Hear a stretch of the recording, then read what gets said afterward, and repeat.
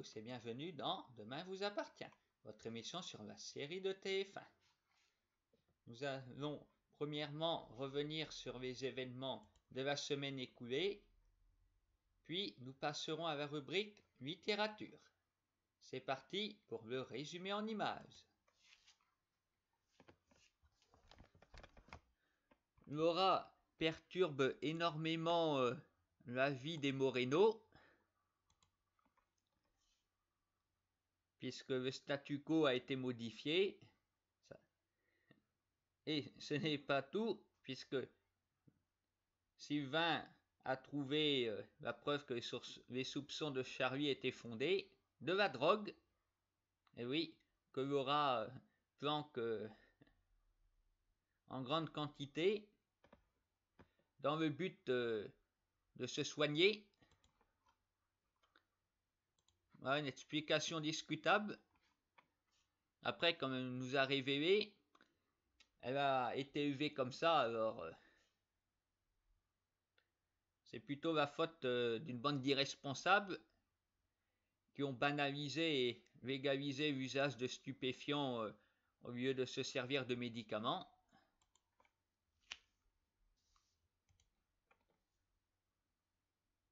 Les rapports entre Laura et Betty ne sont pas bons. Nous aurons vu Laura frapper Betty et elle commençait à en venir aux mains avant d'être séparée.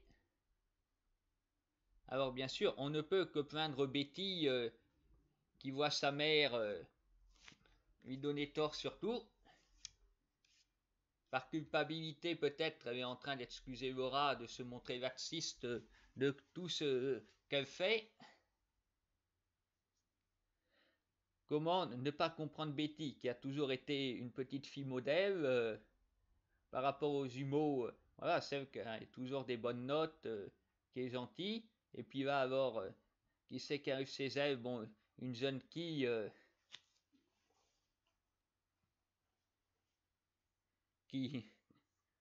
non seulement, bon, dort dans sa chambre et tout, là c'est le côté matériel, mais quand on voit, oui, elle prend de la drogue, elle est violente, on comprend que la pauvre Betty en ait marre ou ait besoin d'air, comme dans une des chansons qu'elle chante. Ce qui explique pourquoi elle est partie chez Nour. Non, vraiment, dans la famille Moreno, il n'y a pas grand monde à apprécier Laura, à part Christelle et Luc. Lui aussi est très heureux de cette présence. D'autant qu'ils sont à peu près novices aussi dans les sentiments amoureux, d'après ce que nous a raconté Laura, qui vivait en autarcie. Voilà, parce que bon, c'est avant tout, je pense, un problème d'éducation. Si Laura n'est pas forcément quelqu'un de méchant, mais sa famille adoptive n'a pas des valeurs respectables. Après, c'est à Christelle aussi de lui donner les valeurs. C'est pas tout lui passer, lui trouver des excuses. Sylvain se montre ferme, et à mon avis, il a parfaitement raison. Mais il y en a qui voudraient voir revenir Laura, c'est justement sa famille adoptive, puisque après Thierry, c'est cette fois-ci Daniel qui a voulu la faire revenir, mais qui n'a pas réussi, qui s'est retrouvé à l'hôpital, mais n'est pas resté longtemps. Apparemment, cette secte se méfie des médicaments. On va bien de se désilluminés. Et là, dans le coup de théâtre de vendredi, Laura n'est plus là. Alors on sait qu'ils étaient venus. Que s'est-il passé? Vont-ils emmener par la force? A-t-elle réussi à s'enfuir et ils sont à sa recherche? Passons maintenant aux événements post-prédateurs, puisque Renaud tient à prouver à Marianne à quel point il aime en la demandant en mariage. Elle a dit non, mais sa fille Chloé a décidé de faire de l'ingérence en la matière en organisant un mariage surprise. Voilà. Chloé prétend savoir ce qui est bon pour sa mère.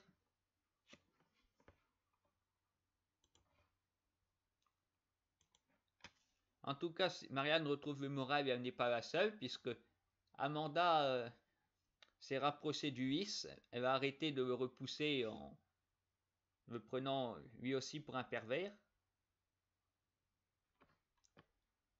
Alors, on va voir comment ça va évoluer. Est-ce que Ulysse aura toute la patience nécessaire? Si Amanda ne fait plus de saute d'humeur, ce sera bien. Qu'elle arrive à refaire confiance aux hommes. Sinon, pour ce qui est de Soraya, bon, nous aurons vu Thomas va repousser en apprenant que Rémi voulait faire un enfant avec elle, mais il n'a pas tardé à lui envoyer un SMS pour se faire pardonner. Alors bon, ça fait pas beaucoup avancer la situation, mais voilà. Vu qu'il est en prison, ça peut pas non plus être bien différent. Ça traîne. Ah, moi je me dis aussi, comme il est en prison, ce serait bien qu'il croise Quentin Joubert. Voilà, il va violer Marianne Delcourt, alors ce serait bien que le neveu soit face à lui, d'autant que le fameux Quentin n'est pas fort physiquement. Je pense que Thomas n'aura aucun mal à prendre le dessus. Après, je désespère un peu de voir ça. Quentin, on veut voir par flashback, c'est tout. Je me dis,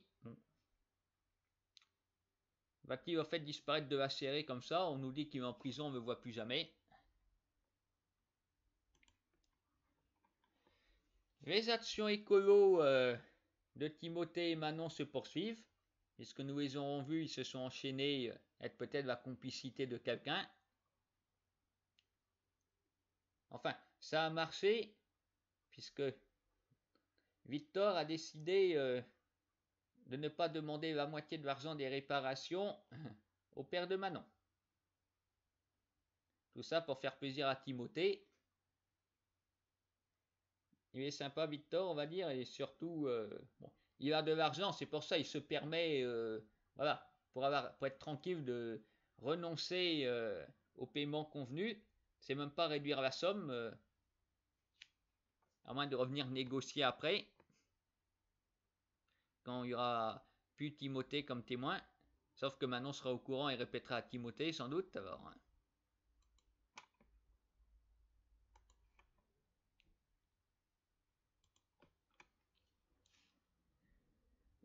enfin, la couverture de Semsa est peut-être bien sur le point d'être grillée, puisqu'il aura suffi d'une parole anodine de Nina pour que Lou ait des doutes sur ce couple et décide de se renseigner sur Semsa.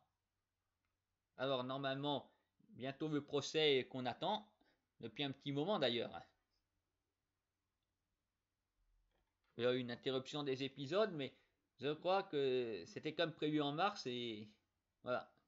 On attend le procès.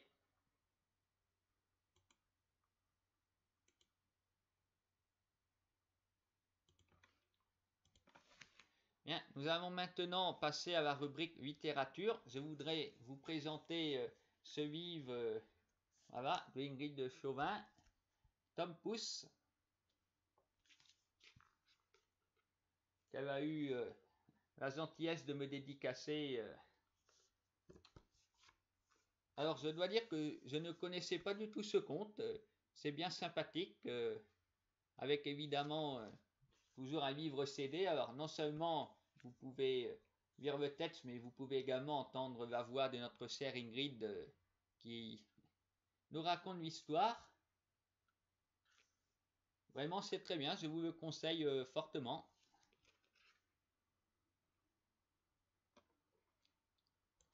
Et enfin, je tiens à remercier Lucas Malinowski, alias Gabin dans la série, d'avoir accepté de répondre à mes questions.